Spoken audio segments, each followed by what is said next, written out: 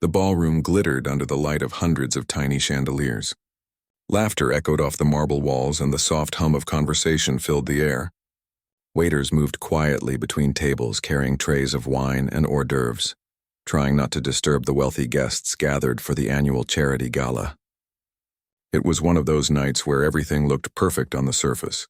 Gold decorations, crystal glasses, soft music, and people dressed like they had stepped out of a magazine. Among the staff that evening was a young woman named Emily Carter. She wore the same uniform as the others, a black shirt, a long white apron, and a polite smile that didn't quite reach her eyes. She had been working at the Vanderbilt Hotel for almost a year now, juggling shifts while taking classes at the community college. Her dream wasn't to serve champagne and refill glasses. She dreamed of music, of playing the piano on a real stage one day, of feeling the applause shake the floor beneath her feet. But dreams didn't pay bills, and she had plenty of those. So that night, like many before, she tied her hair back, kept her head down, and tried to move unnoticed through the crowd of powerful people who barely looked at her. At the center of the ballroom stood a grand piano, glossy, black, and beautiful.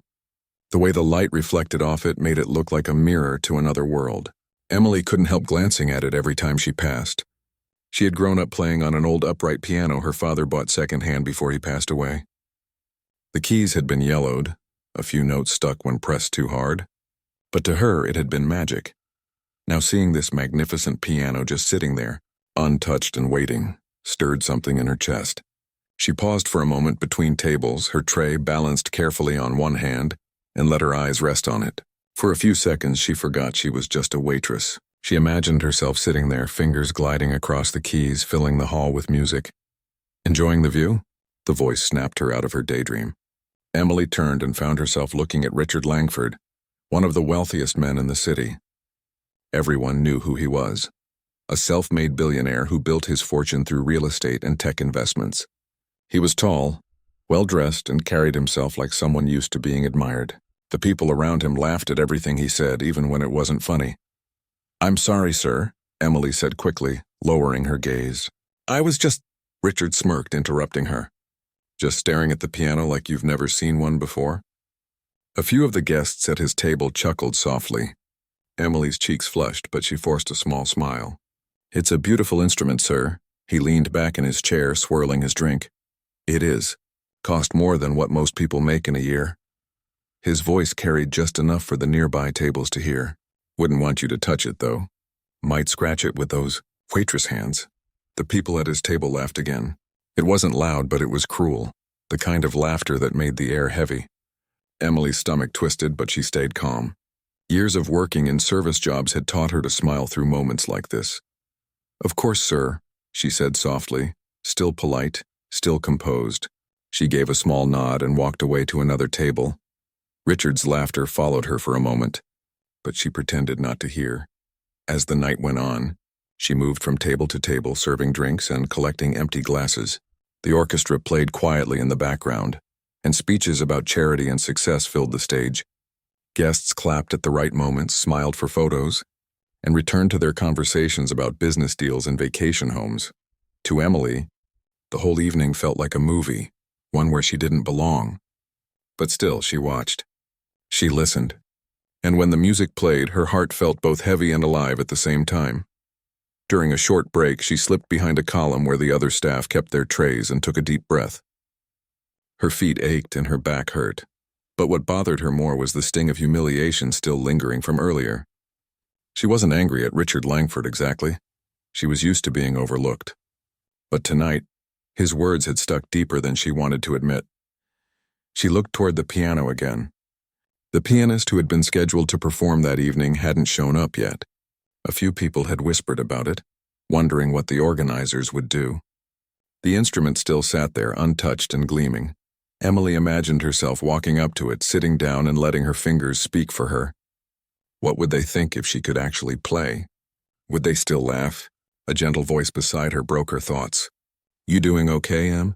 It was Grace, one of the older waitresses who had worked at the hotel for years. She handed Emily a bottle of water and smiled kindly. "Yeah," Emily said quietly. "Just a long night." Grace glanced toward the crowd and sighed. "People like them think they own the world. Don't let it get to you." We just do our jobs and go home. Emily nodded, appreciating the comfort, but her eyes still found the piano. Do you ever feel like you're supposed to be doing something else? Grace laughed softly. Every day, but then I look at my bills and remember why I'm here. Emily smiled faintly. She understood that feeling too well. The evening carried on. The speeches ended, and the host took the stage to announce the entertainment. But then came the awkward moment everyone dreaded. The pianist who was supposed to perform had canceled last minute due to illness. Murmurs rippled through the guests. The host tried to keep his smile steady as he promised to find a replacement soon. Emily froze where she stood, her heart suddenly racing. The piano was still there. The audience was waiting. She glanced around. No one was looking at her. They were all focused on the stage. Her hands began to tremble, not from fear but from possibility. This was insane, she told herself. She couldn't just walk up there. She was a waitress in a uniform, not an invited performer. But another voice inside her whispered, "What if you did?" The thought made her chest tighten. She could almost hear her father's voice in her head, the way he used to encourage her when she was little. "Music isn't about who you are, Em," he'd say. "It's about what you give." She closed her eyes for a moment, breathing in slowly. The sound of clinking glasses and soft chatter faded into the background. She could feel the weight of the moment pressing against her, a mix of fear, hope, and defiance. Meanwhile, across the room, Richard Langford was bragging to his companions about a recent business deal. His laughter filled the air again, confident and unbothered. Emily heard it faintly from where she stood. For some reason, that sound gave her courage. She didn't want to prove him wrong just to make him small. She wanted to remind herself that she was more than what they saw. When her shift ended, she didn't leave right away. The crowd was thinning and the hotel staff was cleaning up. The piano sat alone, its cover still off.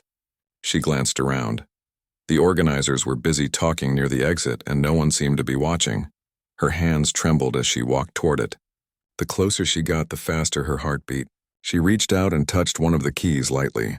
The sound that came out was soft and pure, like a whisper. For a second, she stood there frozen. Then she sat down. Her fingers rested on the keys, and without thinking, she began to play. Quietly at first, so only she could hear it. It was a melody she had written herself years ago, one she used to play for her father before he passed. The notes filled the empty hall like a secret. She didn't notice the hotel manager standing near the door, watching in surprise. She didn't notice the few guests who lingered at the back, stopping to listen. She was lost in the music and lost in the world that had always been hers. The sound was gentle, emotional, real. Even the staff nearby stopped what they were doing for a moment. When Emily finally lifted her hands from the keys, there was silence. She looked around, startled, realizing a few people had gathered near the doorway. One of them, the event coordinator, and was staring at her with wide eyes. "That was beautiful," he said quietly. "You can play?" Emily stood up quickly, flustered. I'm sorry. I shouldn't have." "No," he interrupted, still amazed. "Don't apologize. We needed music tonight. I think you just saved us." She didn't know what to say. The idea that her small moment of courage might lead to something more didn't seem real. But that night, as she walked home through the quiet streets, she couldn't stop smiling. For the first time in a long time, she felt like life had opened a door, just a crack, and all she had to do was step through.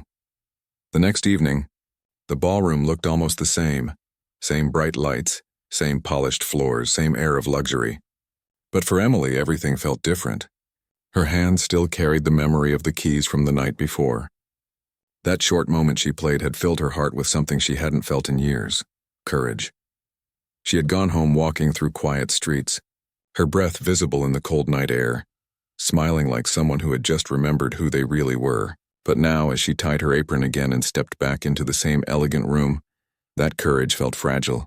She couldn't stop thinking about what the event coordinator had said before she left.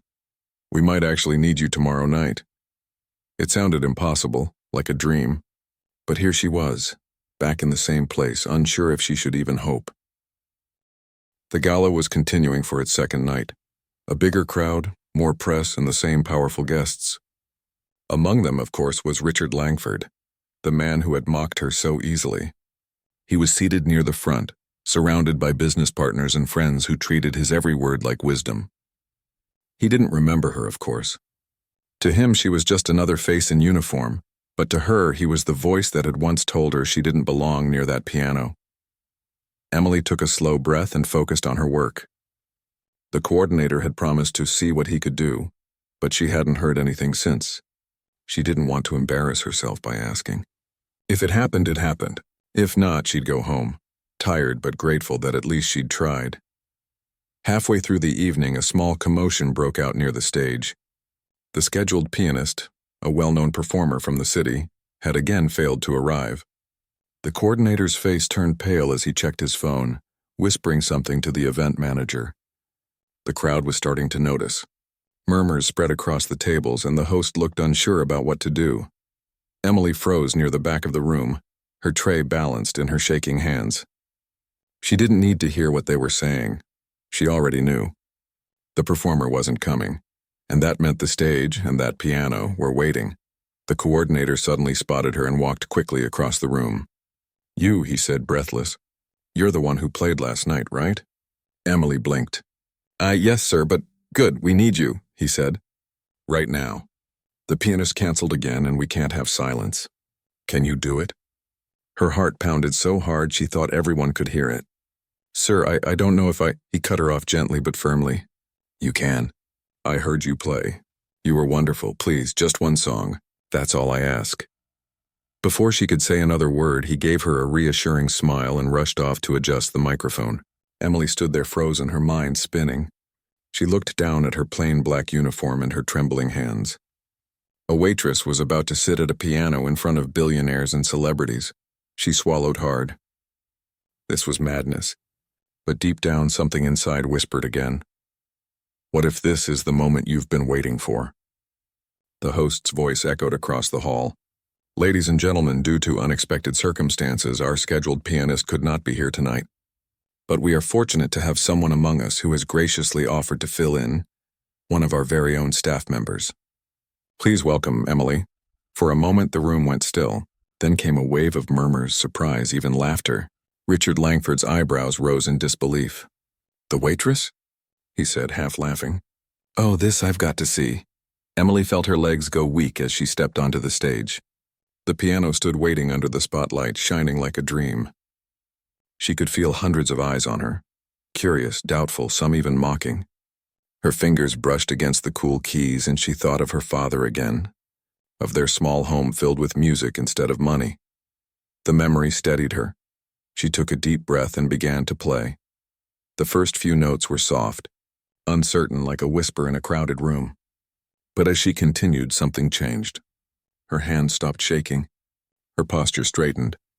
The music began to flow, smooth and effortless, filling every corner of the hall. It wasn't a famous piece. It was her own. A melody she had written long ago but never played for anyone but herself. It carried sadness, hope, and all the little stories that lived in her heart. The room grew quiet. Conversation stopped. Forks were set down. Even the servers paused where they stood, drawn to the sound. The laughter and chatter that had filled the hall only minutes ago melted into stillness. For the first time that night, no one was looking at their phones or whispering about business. They were simply listening. The music built slowly like a rising tide. Each note carried emotion that words could never hold. When her right hand climbed into a high, trembling melody, someone near the front let out a small gasp. A woman dabbed her eyes with a napkin, and there, at the front table, Richard Langford, the same man who had mocked her, sat perfectly still. The smirk was gone. His glass of champagne rested untouched. His gaze was fixed on the young woman at the piano, the one he had thought was too ordinary to matter. When Emily finally reached the end, she let the last note linger until it faded into silence. For a moment, no one moved. The hall was completely still, as if the world had paused. Then, all at once, applause erupted. It started softly, then grew louder until the entire room was on its feet. People clapped, cheered, even whistled. The sound echoed like thunder. Emily sat there, her hands still resting on the keys, eyes wide in disbelief. She rose slowly and gave a small bow, her heart racing so fast she could barely breathe. The event coordinator rushed up to her, smiling from ear to ear. "That was incredible," he whispered. "You have no idea what you just did." Emily could only nod, still dazed. As she stepped down from the stage, she passed Richard's table. For a moment, their eyes met. He opened his mouth as if to say something, but no words came out. All he could manage was a slow, almost reluctant clap. There was no mockery this time, and only respect, maybe even awe. The applause followed her as she walked backstage, trembling from the rush of it all. When the doors closed behind her, she pressed her hand to her chest and laughed softly, tears filling her eyes. She couldn't believe it had really happened. One song. That was all it took to turn the room upside down. Back in the ballroom, people were still talking about her performance. Guests who had barely looked at the staff before were asking about the girl at the piano. A few even approached the organizers, asking for her name, her story. Reporters who had come to cover the event took notes, sensing there was something special about what they had just witnessed. And Richard, who had spent his life surrounded by success and wealth, found himself strangely quiet. The sound of her music had touched something in him he hadn't felt in years. He watched her disappear behind the curtain and felt a twinge of guilt for the cruel words he had thrown at her. He didn't know who she was, but he knew one thing for certain. He would remember her. That night, as the event wrapped up, the coordinator found Emily sitting quietly near the back hallway. Still wearing her apron, her eyes distant, he smiled and sat beside her. "You were remarkable," he said. "I don't think anyone will forget tonight." "How long have you been playing?" "Since I was a kid," she said softly. "It's all I've ever loved." He nodded thoughtfully.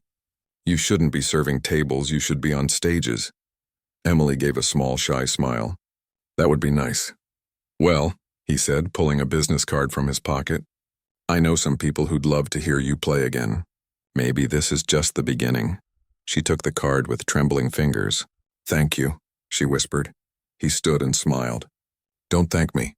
You earned this."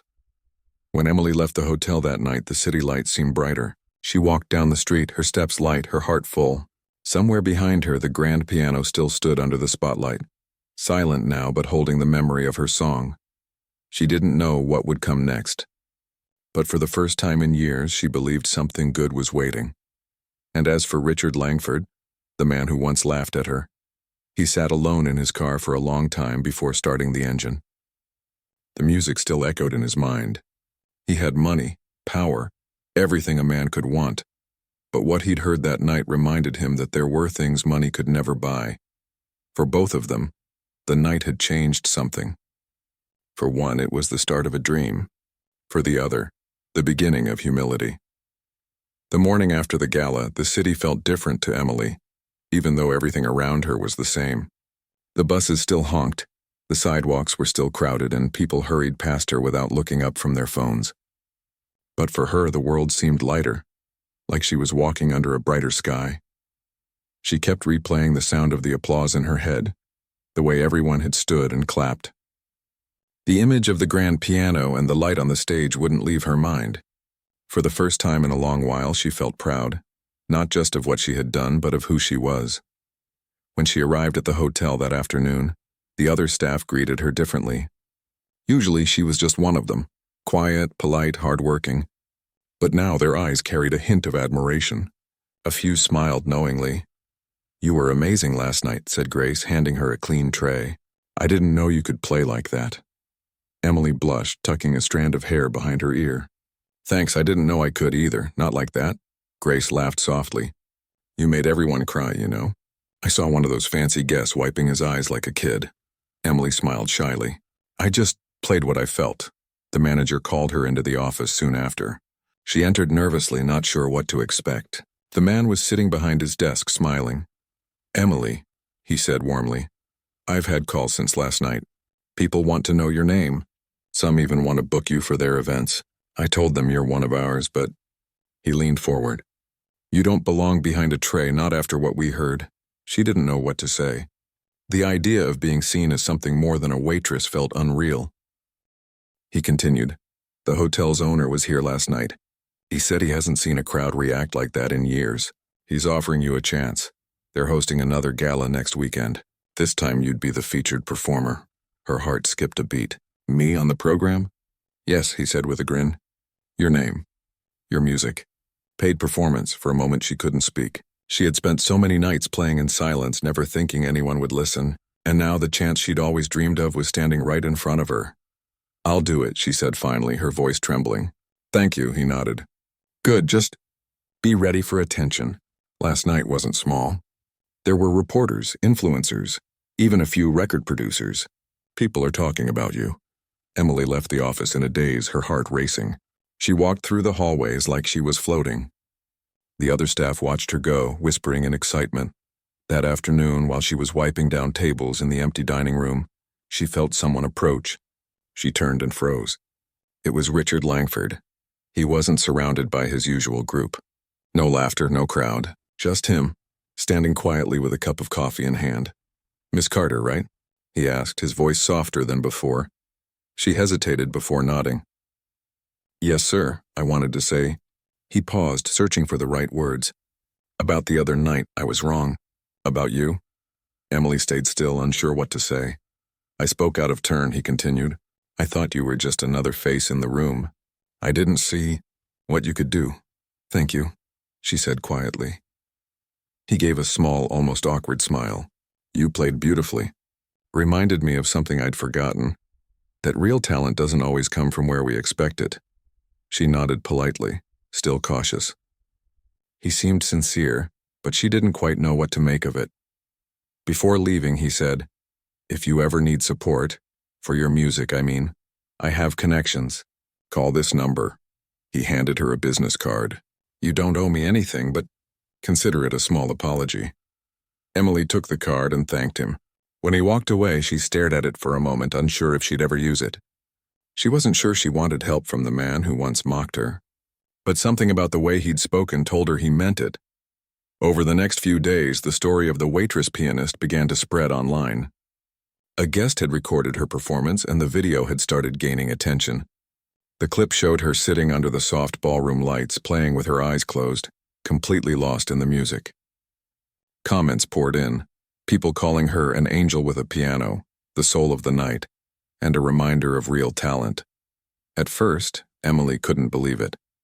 She'd never even been on social media much, but now her name was everywhere. People were tagging the hotel, sharing the story, asking who she was. Grace showed her the video one evening during their shift. "Look at this, Em, you've got thousands of views already." Emily covered her mouth, speechless. "That's crazy." "I didn't even know anyone was recording," Grace laughed.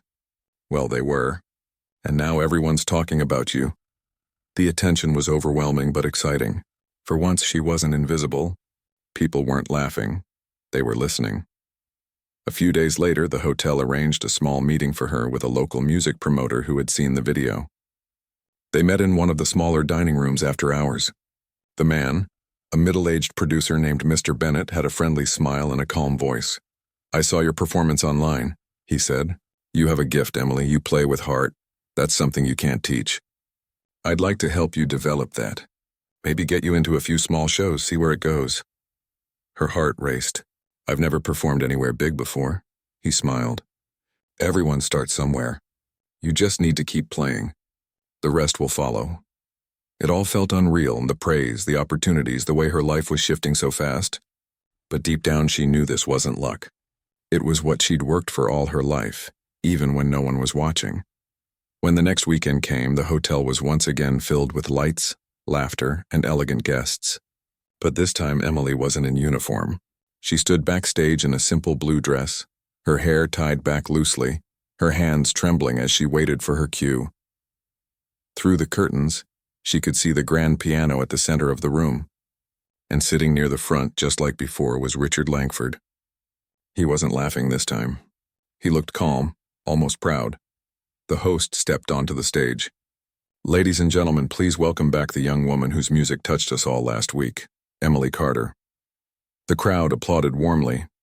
She took a slow, deep breath and stepped into the light.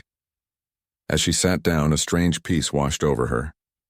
She looked out at the sea of faces, people who had once looked through her, now waiting to hear her play. Then she turned to the piano and began. The first notes floated gently into the air, delicate but full of feeling. The room fell quiet. This time she didn't feel nervous. She wasn't playing to prove anything. She was playing to share something. Her fingers danced over the keys, creating a melody that rose and fell like waves. The music told her story, the struggle, the pain, the hope. Every note carried a piece of her life. Halfway through, she glanced up and saw Richard watching intently, his eyes soft. He gave her a small nod as if to say thank you. She nodded back and kept playing. By the time she finished, the hall was silent again. Not because people were unsure, but because they were moved beyond words. Then came the applause, even louder than before. Tears filled her eyes as she stood and bowed. For the first time, she felt seen, truly seen. After the show, guests came up to her, shaking her hand, congratulating her. Some offered business cards, others just smiles. But one moment stood out. Richard approached her quietly, without the arrogance she'd seen before.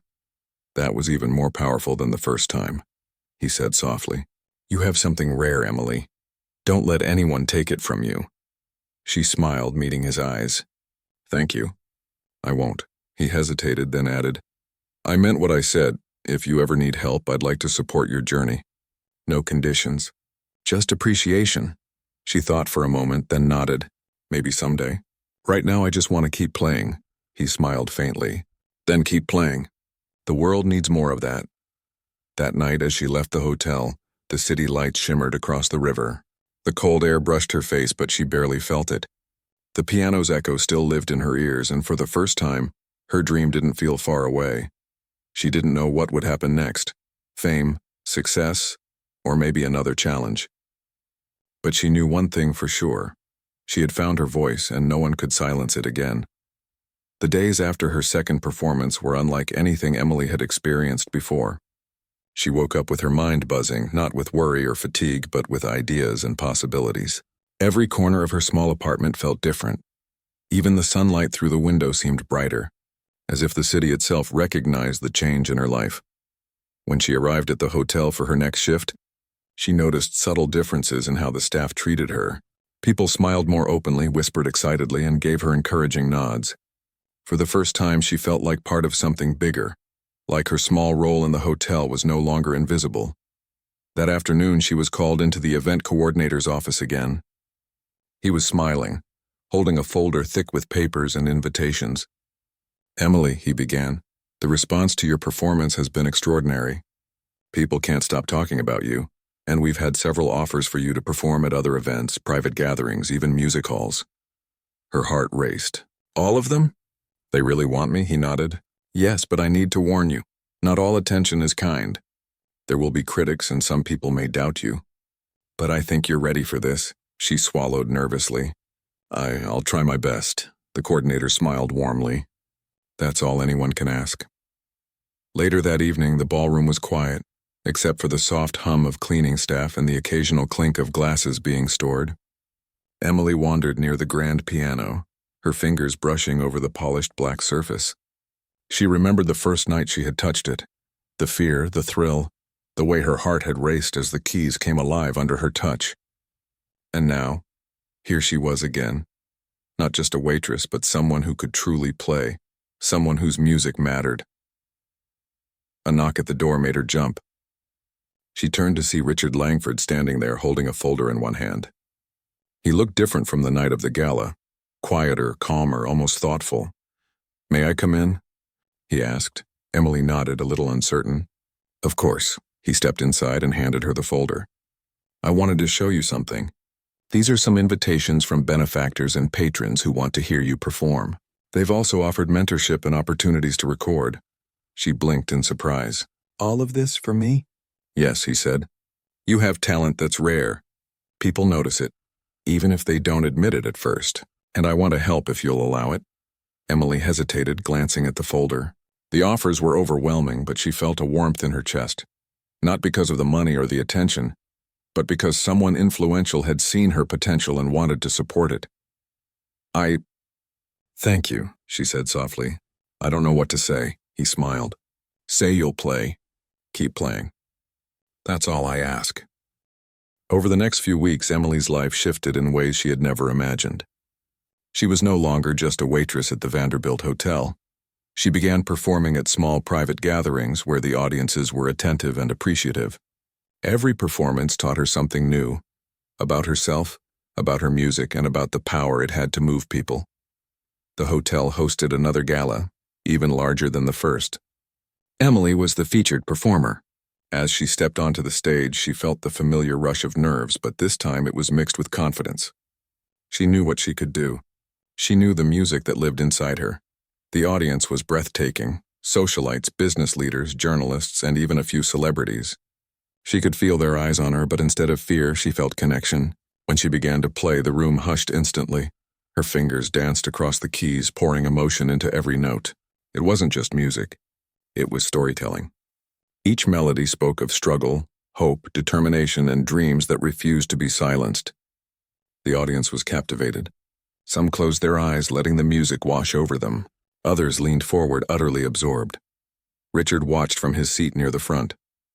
He wasn't smiling, laughing, or judging.